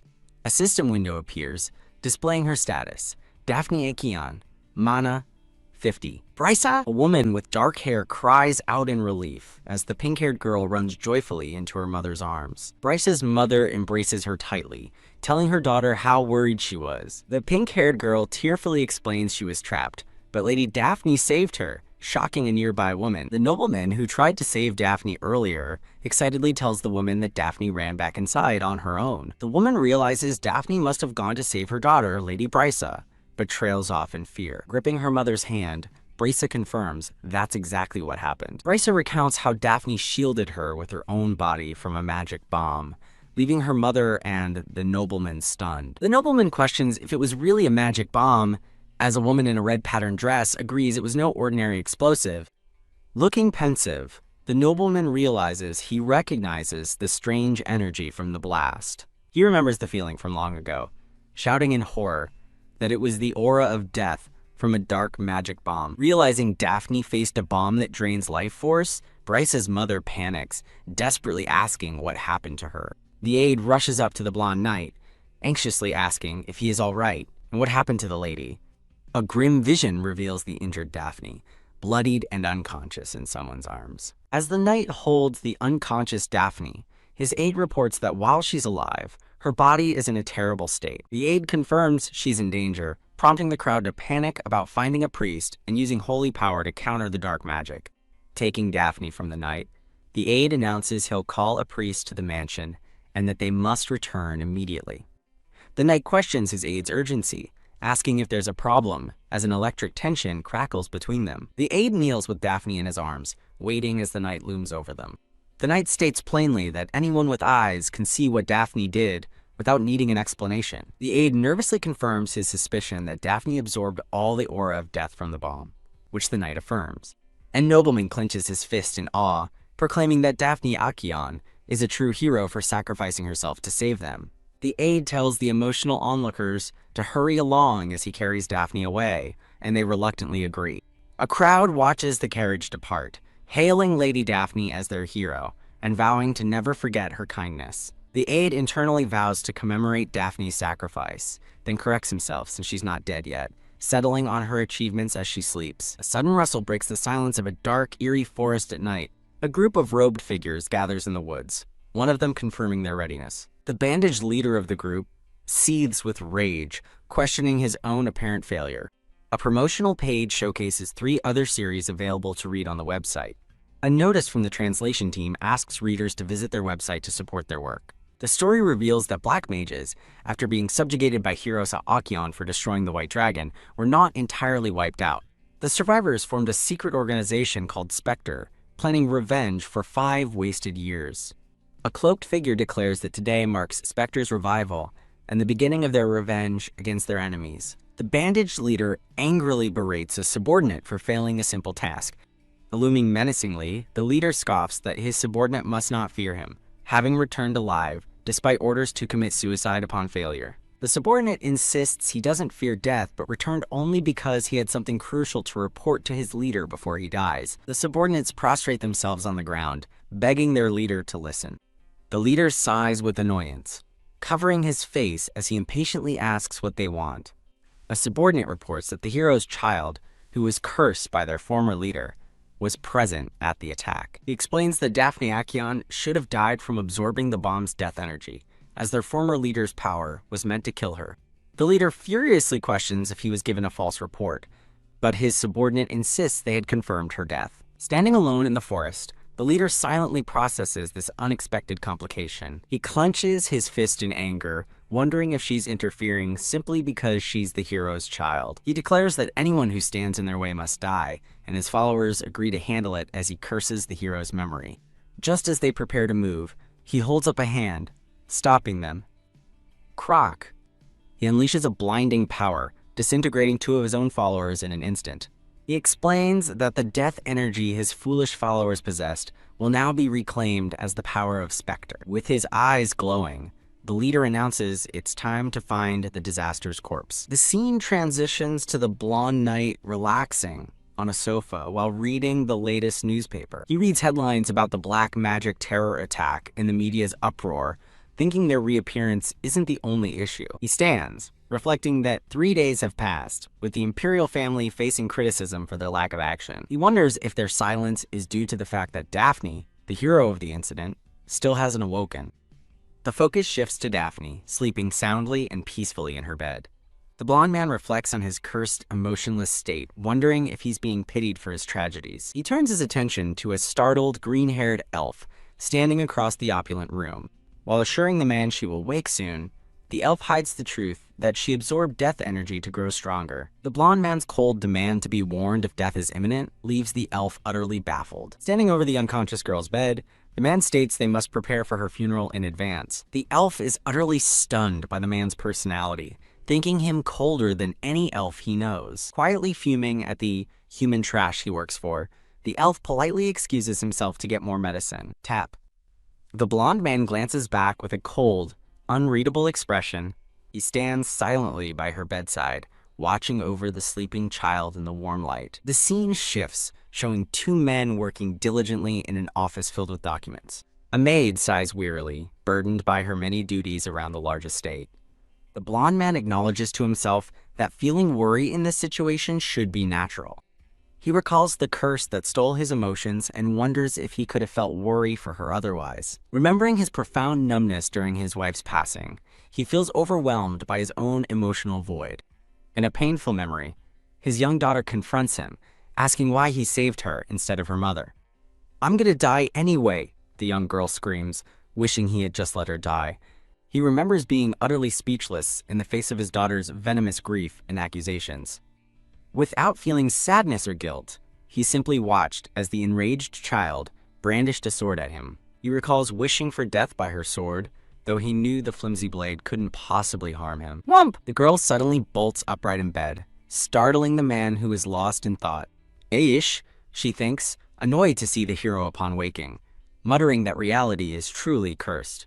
She dramatically flops back onto the pillow, pointedly turning away from the man. Lying in bed with her back to him, she glares into the distance, still clearly annoyed. A glimmer of emotion seems to cross the man's face as he covers his mouth in stunned silence. A promotional notice marks a brief interlude in the story. Having fallen out of bed, the girl scrambles on the floor, annoyed at having dropped something. She assesses her mana, now at 50 after absorbing black magic, realizing she can cast a spell or two despite her weakened state. With a sly smirk, she pops the small blue item into her mouth to replenish her power. A maid peeks through the door, cheerfully asking if the young lady is finally awake. The maid proudly announces she has brought sandwiches for a snack. Oh, the girl's eyes light up at the welcome sight of the delicious-looking sandwiches. The girl admits she's hungry while a kneeling maid offers to wash her hands before she eats. The maid gently holds her hand to check her condition, and the girl replies she's feeling much better. With a concerned smile, the maid observes that the lady looks paler and has lost weight again. The girl nonchalantly dismisses the maid's worries, stating that what matters is that nothing bad ultimately happened. Another maid scolds the first, Anne, for her familiar tone, wishing her lady would put herself first for once. "Can't you see all these letters?" she asks, showing the many thank you notes the lady has saved. The maid remarks that now everyone is eager to invite the lady, and Anne agrees, though seems hesitant. Anne smiles warmly, explaining she loves this new development, because people finally recognize her lady's kind heart. Beaming with genuine happiness for her mistress, Anne clasps her hands together in pure delight.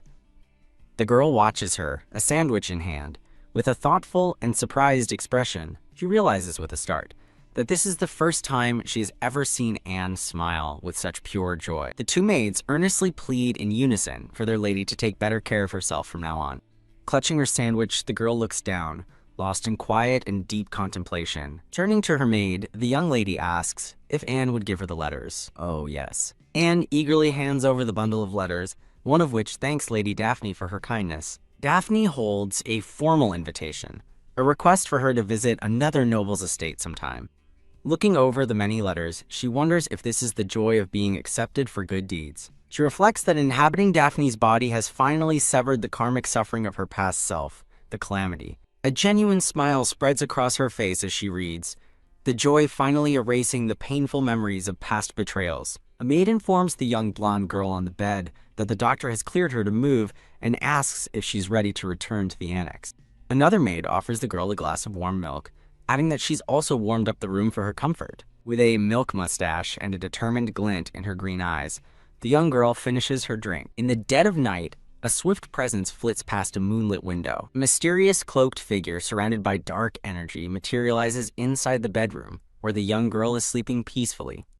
The intruder watches the sleeping child, wondering how she can possibly be alive when he was certain he felt her heart stop. The cloaked man recalls the formidable power of Hiros Akian, the Empire's greatest swordmaster, who is conveniently away at the palace, leaving the estate vulnerable. The assassin remembers having to wait for his target, Daphne, to leave the heavily guarded annex, realizing now is his only chance to strike. With his hand glowing with dark magic, the assassin reaches toward the sleeping Daphne, intent on ending her life. A voice mockingly remarks that childcare is a nightmare, as the assassin is suddenly and violently thrown back by an unseen force. Trapped by his own magic, the shocked assassin looks up from the floor to see a bare foot step into view as a voice schools him on how to properly use magic. Now sitting up and surrounded by the dark aura, Daphne smirks and tells the assassin to watch carefully as she teaches him a lesson. The assassin panics, wondering if Daphne is secretly a black mage or part of a trap, while she calmly notes that his mind seems to be racing. Pinned helplessly to the floor, the assassin struggles as Daphne commends his futile attempt to gather information. Daphne winks playfully, asking why someone about to die needs answers and lamenting that he won't be able to report back about her. Enraged by his defeat, the assassin glares up from the floor, cursing the insolent child. The assassin unleashes his ultimate one-hit kill spell, confident that no one besides his leader has ever been able to block it. Daphne effortlessly dispels the attack, calling it pathetic and 100 years too early, leaving the assassin horrified, as he feels his magic being unmade. She explains that her own death aura, the Calamity, is a superior power that makes overcoming his black magic simple. As Daphne demands answers, the defeated assassin resolves to die, knowing his comrades will sense his death and report her existence to their leader. He prepares to sacrifice himself for the specters, but Daphne sighs, chiding his careless disregard for his own life. With a flick of her wrist, Daphne swiftly intervenes in his suicidal spell. The assassin gasps in shock as he feels his death aura returning to him, while Daphne impassively states that death is a natural consequence. Revealing herself as the great dragon and the wicked Calamity, Daphne's eyes glow as she declares her absolute dominion over death and claims his life. The secret organization behind the attack is identified: Spectre. Spectre's ultimate goal is revealed: to kill the hero, defeat the dragon, seize the fragments of God, and rule the world with the aura of death. Daphne scoffs at the Black Mage's ambition, but acknowledges their dangerous conviction, recalling they were the ones who killed the White Dragon. Her thoughts trailing off, Daphne turns from the window with a look of concern.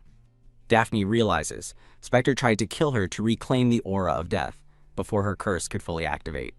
She deduces that their attempt to retrieve her power means Spectre is not yet at full strength, giving her some time to act. Staring out the window, Daphne accepts that she will be hunted relentlessly and, in her current state, could be overwhelmed, leaving only one path forward. Gathering dark energy in her palm, Daphne smiles with fierce determination, resolving to get stronger. As Daphne schemes to become strong enough to defeat all her enemies, a green-haired elf named T.E.T. bursts into the room, shouting her name. Teddy breathlessly announces he ran as fast as he could, prompting Daphne to shush him before he wakes the entire mansion. T.E.T. recoils from the assassin's collapsed form, asking why there's a corpse in the room, but Daphne calmly states he isn't dead yet. Staring at the man's drained body, T.T. exclaims in disbelief that she sucked him completely dry of life force. T.T. remarks that she seems like a vampire, before quickly rephrasing it as proof of her incredible skill. Holding a wisp of dark energy, Daphne ponders if this is the man who killed her body in her previous life. The conversation shifts as they begin to process the information they've learned from the encounter. Teddy scoffs at Spectre's grand ambitions, derisively calling them nothing but humans dreaming of world domination. Daphne sternly reminds him that a mere human killed the White Dragon, warning him not to underestimate what they can do. Looking chastened, T.E.T. accepts Daphne's admonition to be more careful. Daphne proudly declares that she doesn't need to be careful because she's strong, before quickly reminding herself to be nice. Climbing into bed, Daphne vows that since Spectre dared to touch her, she will personally ensure their plans fail. Daphne orders T.A.T. to dispose of the assassin without a trace, noting his suicide attempt implies he has a way to communicate with his allies. T.T. contemplates his new role as an elf of death and burial, but Daphne simplifies the task. Just throw him away somewhere. As the assassin begs for death, T.T. realizes his oath prevents him from killing, which means simply keeping him alive is perfectly acceptable. Daphne wishes him luck with his oath as Teddy smiles and begins weaving a green magic circle to dispose of the assassin. T.T. mentions reports of the Great Sage in the Western Desert and suggests investigating, to which a very tired Daphne simply yawns and agrees. When Teddy points out how far the desert is, Daphne confirms that the difficult journey is precisely why she's sending him. An annoyed Daphne watches as T.T. makes a hasty retreat through a magic circle, muttering that it's fine. A handsome, confident knight with white hair and a blue vest smiles warmly. The knight looks over a training ground as a narrator explains the Acheon knights have never been well known. The narration continues over an image of a white-haired duke, stating that since the hero is the Empire's greatest swordmaster, his knights are completely overlooked. Public perception is harsh, dismissing the knights as useless wannabes, since the hero handles everything himself. Many knights who once proudly joined to serve the swordmaster are shown leaving, disillusioned. Even the few who remained lost their motivation, training half-heartedly with no recognition for their efforts. The scene changes to a young, determined Daphne standing proudly in the training yard. The white-haired knight blushes, fondly recalling how Daphne used to passionately shout her desire to be a hero like the Duke. While stretching, he marvels at how she stopped a terror attack and saved people twice, despite her frail body. Feeling a surge of motivation, the knight credits Daphne for boosting the knight's morale and vows to train harder to impress her. His training is interrupted by a young, red-haired boy who asks why he is up so early. The red-haired boy decides to tour the training grounds, unaware the white-haired knight is watching him. The knight notices the young master's somber expression and looks on with concern. Approaching the boy, The knight gently asks if he's feeling frustrated about something. He clarifies, asking if the boy is frustrated that it was the lady, not him, who stopped the terror attack. Flustered, the red-haired boy insists he was going to praise her and denies feeling any jealousy. The knight calmly tells the boy that he should, in fact, be jealous, causing the boy to pout with his arms crossed. The boy's pout solidifies into a look of stern determination. He looks down, quietly refuting the knight's suggestion. Kneeling down, the knight places his hands reassuringly on the young boy's shoulders. With renewed resolve, the boy declares that one day he will become a proud knight and stand right beside his father. Fired up by his own vow, the red-haired boy takes off running, leaving the smiling knight behind.